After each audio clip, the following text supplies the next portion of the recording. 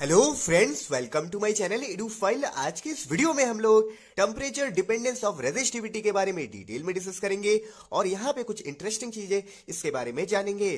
तो सबसे पहले हम लोग रेजिस्टेंस और रेजिस्टिविटी में रिलेशन डिस्कस कर लेते हैं ताकि हमारा दो टॉपिक कवर हो जाए, temperature dependence of resistivity and temperature dependence of resistance, दोनों टॉपिक कवर हो जाए। तो जैसा कि हम जानते हैं रेजिस्टेंस जो होता है वो होता है रो एल बाई ए। रो है हमारा रेजिस्टिविटी, एल है हमारा लेंथ ऑफ द कंडक्टर, ए होता है एरिया ऑफ द कंडक्टर। तो अगर मान लेते हैं कंडक्टर की लेंथ है 1 मीटर, एरिया है 1 मीटर स्क्वायर, तो अगर हम यहाँ पे 1 और 1 रखेंगे तो R इज इक्वल टू क्या आ जाएगा, rho. That means resistance is equal to क्या आ जाएगा, रेजिस्टिविटी। तो आप इस तरीके से दोनों टॉपिक को साथ में पढ़ सकते हैं। तो टेम्परेचर डिपेंडेंस ऑफ रेजिस्टिविटी या फिर रेजिस्टेंस हम साथ में पढ़ सकते हैं। अब रेजिस्टिविटी जो होता है मटेरियल का किसी भी, वो टेम्परेचर पे डिपेंड करता है, ये हमें पता चला। रेजिस्टेंस या फिर रेजिस्टिविटी जो होता है वो टेम्परेचर पे डिपेंड करता है। अब वो कैसे डिपेंड करता है भाई, हमारे पास तो बहुत सारे मटेरियल होते हैं। हमारे पास कुछ होते हैं मेटल्स, कुछ होते हैं नॉन मेटल्स, यानी कि हम मान लेते हैं जैसे नॉन मेटल्स में जैसे कि हमारा होता है जो इंसुलेटर ज्यादातर क्या होते हैं, नॉन मेटल्स ही होते हैं जिसमें करंट ना फ्लो हो। और मेटल जो होते हैं वो ज्यादातर क्या होते हैं, कंडक्टर होते हैं, ज्यादातर मेटल्स। तो ये हमें पता है। और इनके बीच में एक चीज पाया जाता है जिसको हम कहते हैं सेमीकंडक्टर। तो अलग अलग तरह के मटेरियल पाए जाते हैं। तो अलग अलग तरह के मटेरियल पाए जाते हैं, इससे क्या होता है कि इनका सबका बिहेवियर टेम्परेचर के लिए अलग अलग है, सेम बिहेवियर नहीं है। हम ये नहीं कह सकते कि भैया ये रेजिस्टेंस जो है वो टेम्परेचर के बढ़ाने से रेजिस्टेंस बढ़ता है। हम ऐसा कोई सिंपल रिलेशन नहीं दे सकते। हर मटेरियल के लिए अलग अलग रिलेशन होगा। यही चीज इसको इंटरेस्टिंग बनाता है। और क्यों अलग अलग होगा, इसके पीछे का लॉजिक भी हम जानेंगे। तो रेजिस्टिविटीज जो होती है मेटेलिक कंडक्टर की अगर हम बात करें तो एक रेंज में अगर हम माने, मतलब मान लीजिए किसी टेम्परेचर रेंज में हम मान रहे हैं, जैसे कि मान लीजिए अभी हमारे पास 0 डिग्री सेल्सियस टेम्परेचर है, हम ज्यादा से ज्यादा मान लेते हैं कि हम 30 डिग्री सेल्सियस या फिर 50 डिग्री सेल्सियस, इतने रेंज तक हम मान लेते हैं कि हम इसका रेजिस्टिविटी देख रहे हैं कि इस कंडक्टर का कितना होगा। पहले 0 था, अब हम देखेंगे 30 पे इसके रेजिस्टिविटी पे क्या फर्क पड़ेगा, 30 डिग्री सेल्सियस पे, 50 डिग्री सेल्सियस पे इसके रेजिस्टिविटी पे क्या फर्क पड़ेगा, ये सब हम देखेंगे यहाँ पे। तो एक लिमिटेड रेंज तक देखेंगे, ये नहीं कि बहुत ज्यादा ह्यूज टेम्परेचर बढ़ा दें या बहुत कम कर दें, ऐसा नहीं। तो यहाँ पे रेजिस्टिविटी को आपको पता है रो से रिप्रेजेंट किया जाता है। तो इसको हम लोग एक फॉर्मूले से रिलेट कर सकते हैं। किसी भी कंडक्टर के रेजिस्टिविटी को टेम्परेचर के साथ में अगर आपको रिलेट करना है तो हम उसको एक फॉर्मूले से रिलेट करेंगे, टेम्परेचर के साथ में कैसे वेरी करता है। तो यहाँ पे जो है रो टी, यानी कि रो और sub T is equal to rho naught bracket 1 plus alpha T minus T naught, यहाँ पे ब्रैकेट क्लोज। अब इसका क्या मतलब है मैं आपको अच्छे से डिटेल में बताता हूं। तो देखिए रो टी जो होता है वो रेजिस्टिविटी होता है किसी टेम्परेचर टी पे। फॉर एग्जाम्पल जैसे कि मान लीजिए हमने कोई कंडक्टर लिया, तो किसी टेम्परेचर पे हम मान रहे हैं, इसको मेजर कर रहे हैं, टी टेम्परेचर में मेजर कर रहे हैं, तो अब इसका रेजिस्टिविटी क्या होगा, रो टी होगा, पहले कुछ ना कुछ होगा। तो ये है रो टी। और रो नॉट जो है इस फॉर्मूले में वो रेजिस्टिविटी है रेफरेंस टेम्परेचर। अब रेफरेंस टेम्परेचर क्या होता है, जैसे मान लीजिए हम टी टेम्परेचर पे नाप रहे हैं इसको, और टी मान लेते हैं फॉर एग्जांपल मान लेते हैं 25 डिग्री सेल्सियस, फॉर एग्जांपल यहाँ पे मान रहे हैं, तो कुछ ना कुछ रेफरेंस टेम्परेचर तो होगा, मतलब कितने से कितने पे नाप रहे हैं। पहले कुछ होगा, फिर हम 25 डिग्री किए, अब नाप रहे हैं तो हमारा टी हो गया। तो पहले हम मान लेते हैं कि जो हमारा टेम्परेचर था वो टी नॉट हो गया था, जैसे कि मान लेते हैं 0 डिग्री सेल्सियस। तो ये हमारा क्या हो गया, रेफरेंस। तो एक होगा रेफरेंस टेम्परेचर, जो पहले होगा उसकी रेजिस्टिविटी एक टेम्परेचर पे, फिर उसके बाद टेम्परेचर बढ़ाएंगे या घटाएंगे तो वो होगा हमारा टी। तो दो टेम्परेचर होंगे, क्लियर है। अब अल्फा यहाँ पे एक टर्म आ रहा है, तो अल्फा होता है टेम्परेचर कोफिशिएंट ऑफ रेजिस्टिविटी। ये क्या होता है, टेम्परेचर कोफिशिएंट ऑफ रेजिस्टिविटी। और इसकी डिफिनेशन अगर आप देखना चाहें तो यहाँ पे मैंने लिखी हुई है। टेम्परेचर कोफिशिएंट जो होता है वो होता है चेंज इन इलेक्ट्रिकल रेजिस्टेंस, इसको आप नोट भी कर सकते हैं, चेंज इन इलेक्ट्रिकल रेजिस्टेंस या फिर रेजिस्टिविटी, क्योंकि दोनों को हमने क्या कर दिया, इक्वल कर दिया है। यहाँ पे आप देख सकते हैं इक्वल कर दिया, तो इसीलिए यहाँ पे इसकी डिफिनेशन होगी चेंज इन इलेक्ट्रिक रेजिस्टेंस या फिर रेजिस्टिविटी ऑफ ए सब्सटेंस, किसी सब्सटेंस की रेजिस्टेंस में चेंज होना पर डिग्री सेल्सियस के साथ में, या पर डिग्री कोई भी डिग्री हो सकता है, केल्विन हो सकता है, सेल्सियस हो सकता है, यहाँ पे कुछ भी हो सकता है। तो पर डिग्री टेम्परेचर में चेंज के हिसाब से जो रेजिस्टेंस में चेंज आए उसको हम कहते हैं टेम्परेचर कोफिशिएंट। यहाँ पे हम उसको अल्फा से रिप्रेजेंट करते हैं। तो ये सारे टर्म आपको समझ में आने चाहिए क्या होते हैं। तो आई होप ये समझ में आया होगा आपको इस फॉर्मूले का मतलब। रेफरेंस टेम्परेचर क्या होता है, टेम्परेचर क्या होता है, अल्फा क्या होता है, अल्फा एक कोफिशिएंट होता है जिसकी वैल्यूज से हम पता कर लेते हैं हमारा कौन सा है, कंडक्टर है या फिर सेमीकंडक्टर या फिर इंसुलेटर है। 3 तरह की चीजें होती हैं, आपको पता है 3 तरह की चीजें होती हैं, कंडक्टर, सेमीकंडक्टर और इंसुलेटर। तो अब हम लोग इसको और डिस्कस करते हैं, समझते हैं इसको। तो यहाँ पे नोट्स भी देखिए आप, for metals alpha is positive. अगर हम मेटल्स की बात करें तो अल्फा की वैल्यू जो होती है पॉजिटिव होती है, कैसे होगी अभी हम बाद में देखेंगे। यहाँ पे और टी नॉट जो होता है वो 0 डिग्री सेल्सियस अगर हम माने तो, मतलब कि रेफरेंस टेम्परेचर। भाई पहले हम कंडक्टर लेंगे तो उसका कुछ ना कुछ टेम्परेचर मानेंगे ना।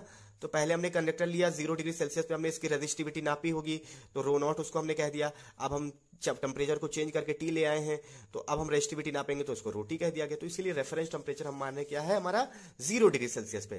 तो 0 डिग्री सेल्सियस पे हम नापना स्टार्ट करते हैं, तो हमें अल्फा की वैल्यूज ये मिलती है। हम लोगों ने टेबल में देखा था आपने प्रीवियस वीडियोस में, तो ये सारी वैल्यूज हमें मिलती है मतलब फॉर्मूले से, रिजल्ट से, इस तरीके से वैल्यूज हमें मिलती है। तो यहाँ पे आप देख सकते हैं ये सारे हमारे कंडक्टर्स हैं। इस तरीके से अल्फा की वैल्यू, अल्फा की वैल्यू हमने क्या कहा था आपको, पॉजिटिव होती है। किसके लिए, मेटल्स के लिए। तो ये सारे हमारे मेटल्स हैं, उनके लिए क्या है, पॉजिटिव है। और सेमीकंडक्टर के लिए नेगेटिव होती है, और इंसुलेटर के लिए बहुत कम होती है, तो इसलिए यहाँ पे मैंने नहीं लिखा है। तो इसीलिए आप यहाँ पे समझ लीजिए अल्फा की वैल्यू तो पॉजिटिव होती है। अच्छा ठीक है, अब हम इसके ग्राफ को समझते हैं और इस फॉर्मूले का मतलब समझते हैं और अच्छे से। तो ग्राफ को सबसे पहले समझते हैं।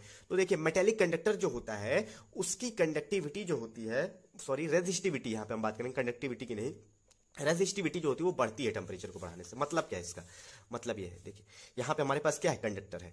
कंडक्टर में हमें मालूम है कि फ्री इलेक्ट्रॉन बहुत सारे होते हैं। फ्री इलेक्ट्रॉन की वजह से ही इनमें क्या फ्लो होता है, करंट फ्लो होता है। और रेजिस्टेंस या फिर रेजिस्टिविटी जो होता है वो क्या होता है, करंट का मतलब करंट का एक तरीके से रुकना, करंट का रुकना ही होता है रेजिस्टिविटी। तो हमें पता है कंडक्टर में बहुत सारे फ्री इलेक्ट्रॉन्स होते हैं, बहुत सारे फ्री इलेक्ट्रॉन्स होते हैं, हमें पता है। तो हम क्या करते हैं, अगर मान लेते हैं इसको हम बैटरी वैटरी लगा के अपना करंट फ्लो करवा रहे हैं, तो क्या होगा भैया कि अगर हम टेम्परेचर को बहुत ज्यादा इंक्रीज कर देंगे तो क्या होगा, हमारे इलेक्ट्रॉन्स आराम से फ्लो होके जा रहे थे, इस तरफ मान लेते हैं, इस तरफ आराम से फ्लो होके जा रहे थे और करंट हमें मिल रही थी कुछ ना कुछ। लेकिन जैसे ही हम यहाँ पे टेम्परेचर को इंक्रीज कर देंगे कंडक्टर का, वो क्या हो जाएगा कि जो इलेक्ट्रॉन्स होंगे वो रैंडम डायरेक्शन में मूव करने लगेंगे। भाई उनकी वेलोसिटी बढ़ जाएगी इलेक्ट्रॉन्स की, तो वो रैंडम डायरेक्शन में मूव करने लगेंगे, कोलिजन जो होगा वो तेजी से होने लगेगा उनके बीच में। तो इसीलिए यहाँ पे रेजिस्टेंस बढ़ जाएगा, करंट का फ्लो कम हो जाएगा जब ऐसे रैंडम डायरेक्शन में मूव करेंगे। पहले फिक्स डायरेक्शन में मूव कर रहे थे, करंट था अच्छा खासा, लेकिन टेम्परेचर बढ़ाने से क्या होगा, तेजी से मूव करेंगे और रैंडम डायरेक्शन में मूव करेंगे, रेजिस्टेंस बढ़ जाएगा। तो इसीलिए तो रेजिस्टेंस जो होता है मेटेलिक कंडक्टर में, या रेजिस्टिविटी जिसको आप कहें, वो बढ़ता है टेम्परेचर के बढ़ने से। यानी टेम्परेचर के बढ़ने से एक तरीके से आप कह सकते हैं करंट की वैल्यू कम होती है, तभी तो रेजिस्टेंस बढ़ेगा। ग्राफ देखते हैं इसका सबसे पहले मेटल का, मेटल यानी कंडक्टर का। तो कंडक्टर में देखिए यहाँ पे टेम्परेचर हमने लिया, यहाँ पे रेजिस्टिविटी। तो हमने 0 डिग्री सेल्सियस पे कुछ ना कुछ रेजिस्टिविटी की वैल्यू यहाँ पे थी। देखिए यहाँ पे 0 डिग्री सेल्सियस पे ये रेजिस्टिविटी है, इधर टेम्परेचर, ये हमारा 0 डिग्री सेल्सियस टेम्परेचर है, 0 केल्विन है। तो 0 केल्विन पे हमने लिया है हमारा कुछ ना कुछ वैल्यू है रेजिस्टिविटी का। जैसे जैसे टेम्परेचर को बढ़ा रहे हैं आप देख रहे हैं कि रेजिस्टिविटी की वैल्यू इंक्रीज होती जा रही है। तो यहाँ पे आप देख सकते हैं ये है हमारा किसका, कंडक्टर का। तो यहाँ पे ध्यान से समझिए कंडक्टर में ये होता है। अच्छा ठीक है, तो अब देखिए कंडक्टर आप समझ चुके हैं। अब हमारी टेबल में तो बहुत सारी चीजें हैं, कंडक्टर में भी कई सारी चीजें होती हैं। अब कंडक्टर में अगर मेटल की बात ना करें, अगर हम बात करें एलॉय की, एलॉय यानी कि निक्रोम वगैरह। एलॉय क्या होता है पहले ये समझ लीजिए। तो एलॉय जो होता है उसको मतलब हम कहते हैं, यहाँ पे देख सकते हैं, पढ़ सकते हैं, यहीं पे लिखा हुआ निक्रोम, ये है एलॉय। एलॉय मतलब होता है मिक्सचर ऑफ मेटल्स, या मिक्सचर ऑफ हम कह सकते हैं एलिमेंट्स। मिक्सचर ऑफ एलिमेंट को हम कहते हैं एलॉय। अच्छा स्टील क्या है, मेटल है, नॉन मेटल है, क्या है, स्टील भी एक एलॉय है, वो भी क्या है, मिक्सचर ऑफ एलिमेंट्स। तो ठीक उसी तरह से निक्रोम जो होता है, एक हमारे पास एक निक्रोम का वायर भी होता है, तो वो क्या है, एक एलॉय है जिसमें निकल, आयरन और क्रोमियम का यूज होता है निक्रोम को बनाने के लिए। तो ऐसे मटेरियल्स को हम एलॉय कहते हैं। अच्छा इनकी बात करें एलॉयस की, तो यहाँ पे जो ये ग्राफ है वो एलॉयस का ही है, मैं आपको बता देता हूँ पहले ही ताकि लिख देता हूँ। तो एलॉयस की बात करें तो एलॉय में क्या होता है कि रेजिस्टिविटी और टेम्परेचर में थोड़ा सा क्या होता है, वीक बिहेवियर होता है, एक दूसरे का रिस्पॉन्स कम होता है। यहाँ पे टेम्परेचर बढ़ा रहा है, रेजिस्टिविटी बढ़ रहा है, लेकिन एलॉय में थोड़ा सा वीक रिस्पॉन्स होता है। इसको कैसे समझना है, तो एलॉय के लिए यहां पे हम लोग समझते हैं। एलॉय हमें पता है कि क्या होता है, मिक्सचर ऑफ मेटल होता है, मिक्सचर ऑफ कह सकते हैं एलिमेंट होता है। तो एलॉय हमारे पास मिक्सचर ऑफ एलिमेंट्स होते हैं। तो एलॉय में कैसा बिहेवियर होता है, देखिए एलॉय का क्या होता है कि उसमें हमारा जो रेजिस्टेंस होता है वो टेम्परेचर पे कम डिपेंड करता है। रेजिस्टेंस मतलब जैसे हम टेम्परेचर उसमें बढ़ाते हैं तो रेजिस्टेंस ज्यादा बढ़ता नहीं है, रेजिस्टिविटी ज्यादा बढ़ती नहीं है। अब एलॉय की अगर मैं आपको एग्जांपल देना चाहूँ, इजी एग्जांपल, तो आप देख सकते हैं जैसे इलेक्ट्रिक हीटर आपने देखा होगा जिसमें ऐसे से वायर लगे होते हैं गोल गोल, इलेक्ट्रिक हीटर में ऐसे से गोल गोल वायर लगे होते हैं ना, वो वायर जो होते हैं वो एलॉय के ही बने होते हैं। जो अंदर वायर लगा होता है जिससे हीट निकलती है इलेक्ट्रिक उसमें हीटर में, तो वो एलॉय के ही होते हैं। क्यों एलॉय के होते हैं, क्योंकि एलॉय जो मटेरियल होता है उसमें क्या होता है कि रेजिस्टेंस जो होता है उसका टेम्परेचर पे ज्यादा डिपेंड नहीं करता है। टेम्परेचर उसमें देखिए हमें बढ़ाना रहता है काफी ज्यादा, तो टेम्परेचर हमें बढ़ाना रहता है। अगर रेजिस्टेंस की वैल्यू बहुत ज्यादा बढ़ जाएगी तो दिक्कत हो जाएगा। लेकिन एलॉय में क्या होता है कि टेम्परेचर बढ़ाते तो रेजिस्टेंस की वैल्यू धीरे धीरे इंक्रीज करती है, बहुत ज्यादा इंक्रीज नहीं करती। तो ये एलॉय भी बहुत यूजफुल है आपका heating effect of electric current में। अच्छा, एलॉय का यूज ज्यादातर कहाँ पे होता है, आपका जो इलेक्ट्रिक आयरन होता है जिससे आप कपड़े वगैरह इस्त्री करते हैं वो होता है, और इलेक्ट्रिक बल्ब जो पहले वाला चलता था, और किस में होता है भैया, और मैंने आपको बताया अभी इलेक्ट्रिक हीटर में होता है। तो इन सारी चीजों में एलॉय का यूज होता है। तो एलॉय में आपने जाना कि यहाँ पे रेजिस्टेंस और टेम्परेचर का रिलेशन जो होता है वो वीक होता है। हम टेम्परेचर बढ़ाते हैं तो रेजिस्टिविटी या रेजिस्टेंस बढ़ता है, लेकिन बहुत धीरे धीरे बढ़ता है, यहाँ पे सडन इंक्रीज आ जाता है। देखिए यहाँ पे 0 केल्विन पे इतनी वैल्यू है, फिर यहाँ पे 200 केल्विन पे भी देखिए थोड़ी सी वैल्यू बढ़ी है, 800 केल्विन पे भी थोड़ी सी वैल्यू बढ़ी, जबकि बहुत ज्यादा बढ़ जानी चाहिए, लेकिन ऐसा नहीं होता। तो बहुत एक तरीके से ये भी हमारे लिए यूजफुल होगा अलग मटेरियल के लिए। अब बात करते हैं हम लोग किसकी, सेमीकंडक्टर की। किसकी बात करेंगे, सेमीकंडक्टर। तो ये हमने देख लिया एलॉय वाला, इसका नोट्स भी आप यहां तक देख लीजिए, ठीक है। अब हम लोग सेमीकंडक्टर की बात करते हैं, इसका नोट्स अभी आप देखिएगा। तो सेमीकंडक्टर क्या होते हैं भैया, सेमीकंडक्टर जो होते हैं कंडक्टर और इंसुलेटर के बीच में होते हैं। इसमें करंट फ्लो होती है, लेकिन इसमें हमें एनर्जी थोड़ी सी ज्यादा देनी पड़ती है। तो सेमीकंडक्टर में अगर हम बात करें तो यहाँ पे फ्री इलेक्ट्रॉन जो होते हैं वो थोड़े से कम होते हैं कंडक्टर के तुलना में। कंडक्टर के तुलना में फ्री इलेक्ट्रॉन जो होते हैं वो थोड़े से कम होते हैं, लेस होते हैं, ये हम जानते हैं, लेकिन इंसुलेटर से ज्यादा होते हैं, तो इसमें कम होते हैं। इसमें क्या होता है कि अगर हम टेम्परेचर बढ़ाते हैं तो क्या होता है, तो रेजिस्टेंस की वैल्यू घटती है, रेजिस्टेंस की वैल्यू घटती है, याद रखिएगा। मतलब क्या है, करंट बढ़ता है। समझिए अब इसको मैंने क्या बताया कि टेम्परेचर बढ़ाने से रेजिस्टेंस क्या होता है, घटता है, और यहाँ पे टेम्परेचर बढ़ाने से रेजिस्टेंस क्या होता है, बढ़ता है। ये सारी चीजें नोट कर लीजिए, या फिर इसको आप स्लैश करके रेजिस्टिविटी भी लिख सकते हैं, स्लैश करके रेजिस्टिविटी भी लिख सकते हैं, ठीक है। तो ये नोट कर लीजिए, इंपॉर्टेंट चीजें हैं। अब यहाँ पे समझिए क्या होता है भाई सेमीकंडक्टर में। तो सेमीकंडक्टर की बात करें तो यहाँ पे कम फ्री इलेक्ट्रॉन होते हैं। हम करंट वगैरह इसमें भी फ्लो करवा रहे हैं, मान लीजिए करंट फ्लो करवा रहे हैं एनर्जी वगैरह देके, तो इसमें कम फ्री इलेक्ट्रॉन है। तो हम टेम्परेचर बढ़ाएंगे तो और इलेक्ट्रॉन्स फ्री होंगे, जब और इलेक्ट्रॉन्स फ्री होंगे तो करंट की वैल्यू बढ़ेगी ही। तो इसीलिए यहाँ पे रेजिस्टेंस कम होता है, करंट की वैल्यू बढ़ती है, रेजिस्टेंस कम होता है टेम्परेचर बढ़ाने से। Clear. Unlike metals, the resistivity of semiconductor decrease with increasing temperature. A typical dependence is shown in figure. देखिए यहाँ पे टेम्परेचर बढ़ा रहे हैं, अभी देखिए 0 मान लेते हैं, यहाँ पे 0 है, तो 0 पे देखिए वैल्यू कुछ ज्यादा ही है, लेकिन फिर टेम्परेचर क्या हो रहा है, धीरे धीरे बढ़ रहा है। वैसे वैसे वैल्यू धीरे धीरे रेजिस्टिविटी की वैल्यू देखिए क्या हो रही, घट रही है। यहाँ पे आ गई रेजिस्टिविटी की वैल्यू इस टेम्परेचर पे, टेम्परेचर बढ़ाया, रेजिस्टिविटी की वैल्यू घटी, अब यहाँ पे आ गई, देखिए रेजिस्टिविटी की वैल्यू यहाँ पे आ गई, कितनी कम हो गई। तो ये चीज है, इसको समझिए अच्छे से आप। तो यहां तक आपको क्लियर हो गया तीनों में क्या क्या होता है, रेजिस्टिविटी की वैल्यू टेम्परेचर के हिसाब से कैसे चेंज होता है, और ये बहुत यूजफुल है हमारे लिए। अब आगे समझते हैं, तो आगे क्या है, तो आगे ये है कि वी कैन क्वालिटेटिवली अंडरस्टैंड। अच्छा, यहाँ पे मैं आपको एक चीज और दिखाना चाहूंगा, एक चीज मैं आपको यहाँ पे और दिखाना चाहूंगा। हाँ, ये तीनों तो आप देख चुके हैं, अब इसके आगे हम थोड़ा सा और डिटेल में एक्सप्लेन करने वाले हैं रेजिस्टिविटी को। तो we can qualitatively understand the temperature dependence of resistivity. हम टेम्परेचर डिपेंडेंस ऑफ रेजिस्टिविटी को एक और अच्छे तरीके से समझ सकते हैं। कैसे, यहाँ पे आप देखिए, किसमें, कंडक्टर, सेमीकंडक्टर और हमारा इंसुलेटर है, तो उसमें तो रो जो होता है 1/सिग्मा होते हैं। सिग्मा क्या होता है, कंडक्टिविटी। अच्छा, कंडक्टिविटी का उल्टा ही तो रेजिस्टिविटी होगा। कंडक्टिविटी मतलब क्या, करंट का फ्लो होना, रेजिस्टिविटी मतलब क्या, करंट का अपोज होना। तो ये दोनों एक दूसरे के क्या होंगे, रेसिप्रोकल होंगे।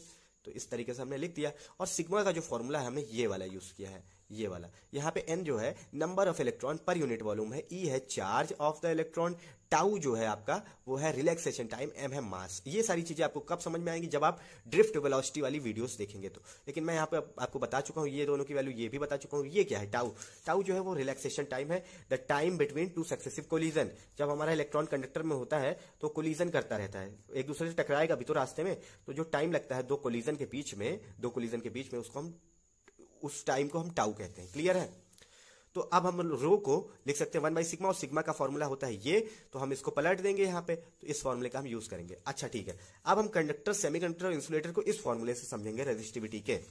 अब यहाँ पे समझिए नोट्स के साथ में अच्छे से, rho depends inversely both on number of, यहाँ पे रो जो है वो number of electrons per unit volume और टाउ के इनवर्सली प्रोपोर्शनल। चार्ज तो फिक्स क्वांटिटी है ना, चार्ज तो वेरी नहीं करती है ना, वो फिक्स है। यहाँ पे n और टाउ वेरी कर सकता है, तो इन दोनों के इनवर्सली प्रोपोर्शनल है रेजिस्टिविटी। क्लियर है ये बात। अब यहाँ पे देखिए, एज वी इंक्रीज टेम्परेचर को हम इंक्रीज करेंगे तो क्या होगा, जब हम टेम्परेचर को इंक्रीज करेंगे तो क्या होगा, एवरेज स्पीड जो होगा वो इलेक्ट्रॉन्स का बढ़ेगा। तो यहाँ पे as we increase temperature, average speed of the electrons which act as carrier of current. हमें मालूम है कि इलेक्ट्रॉन जो है वो कैरियर ऑफ करंट है, तो ये बीच का थोड़ा सा एक्सप्लेन करने के लिए दे दिया गया। Increases resulting in more frequent collision. हमें पता है टेम्परेचर बढ़ाने से एवरेज स्पीड इंक्रीज करेगा, जिससे क्या होंगे, कोलिजन ज्यादा होंगे इलेक्ट्रॉन्स में। कोलिजन ज्यादा होंगे तो क्या होगा, एवरेज टाइम बढ़ जाएगा। Time, the average time of the collision क्या हो जाएगा, डिक्रीज कर जाएगा। क्या हो जाएगा, डिक्रीज कर जाएगा, क्योंकि जल्दी जल्दी कोलिजन होगा। भाई जब हम स्पीड बढ़ा लेंगे ना, तो दो इलेक्ट्रॉन के बीच में जल्दी जल्दी कोलिजन होगा, जिससे क्या होगा, टाइम डिक्रीज हो जाएगा। अच्छा, टाइम डिक्रीज हो जाएगा तो क्या होगा, रेजिस्टिविटी बढ़ेगा नहीं बढ़ेगा। भाई टाइम डिक्रीज होगा, रेजिस्टिविटी बढ़ेगा, सिंपल सा रिलेशन है। तो इस तरीके से रेजिस्टिविटी डिक्रीज होती है, किसमें, मेटल्स में। सॉरी, यहां पे मैंने आपको क्या बताया, टाइम डिक्रीज होगा तो रेजिस्टिविटी बढ़ेगी। यहां पे ध्यान से समझिएगा, मैंने आपको बताया यहां पे कि टाइम क्या होगा, डिक्रीज करेगा। कैसे डिक्रीज करेगा, देखिए एक बार फिर से समझिए। Speed of the electron increase करेंगे, speed of the electron increase करेंगे। जैसे ही टेम्परेचर बढ़ाओगे आप, speed of the electrons increase करेंगे। ठीक है, ये बात क्लियर है। तो speed of the electrons increase करेंगे तो क्या होगा, कोलिजन का टाइम जो होगा वो डिक्रीज होगा। जल्दी जल्दी कोलाइड करेंगे तो टाइम क्या होगा, डिक्रीज होगा। और टाइम जैसे ही डिक्रीज होगा वैसे रेजिस्टिविटी आपकी क्या हो जाएगी, बढ़ जाएगी। क्लियर है ये बात। वैसे तो मैं आपको ऑलरेडी समझा चुका हूं कि कंडक्टर, सेमीकंडक्टर, इंसुलेटर में क्या क्या रेजिस्टिविटी का कॉन्सेप्ट है। तो ये है आपका मेटल का concept. In a metal N is not dependent on temperature. Metal की बात करें तो एन जो है वो टेम्परेचर पर नहीं डिपेंड करता है, क्योंकि नंबर ऑफ फ्री इलेक्ट्रॉन जो होते हैं मेटल में फिक्स होते हैं। तो हमारा जो है वो टाउ पे डिपेंड करता है, तो इसीलिए रो इंक्रीज करता है। लेकिन इंसुलेटर और सेमीकंडक्टर की बात करें तो एन जो होता है वो इंक्रीज करता है टेम्परेचर के साथ में, क्योंकि यहाँ पे फ्री इलेक्ट्रॉन जो होते हैं कम होते हैं, तो इसीलिए यहाँ इंक्रीज करता है। सारे एटम से निकलते हैं फ्री इलेक्ट्रॉन्स, तो इससे क्या होता है, हमारा टाउ जो होता है वो डिक्रीज होता है। क्या होता है, डिक्रीज होता है। तो ये कॉन्सेप्ट है यहाँ पे। टाउ जो होता है, ये टाउ जो होता है वो क्या होता है, डिक्रीज होता है। टाउ डिक्रीज होगा तो क्या होगा, रेजिस्टिविटी बढ़ेगा। तो इसमें बढ़ेगा रेजिस्टिविटी, इसमें क्या होगा हमारा रेजिस्टिविटी, सॉरी इसमें क्या होगा, रेजिस्टिविटी हमारा घटेगा। थोड़ा सा दिमाग लगाइए, रेजिस्टिविटी घटेगा, रेजिस्टिविटी क्या होगा, घटेगा। क्लियर है। तो ये सारी चीजें हैं, मैंने यहाँ पे लिख दी है, इसीलिए मैंने यहाँ पे लिख दी है आपके सामने, तो ये याद रखिएगा। तो आई होप ये वीडियो आपको अच्छे से क्लियर होगा। इस वीडियो में इतना, वीडियो देखने के लिए थैंक यू सो मच।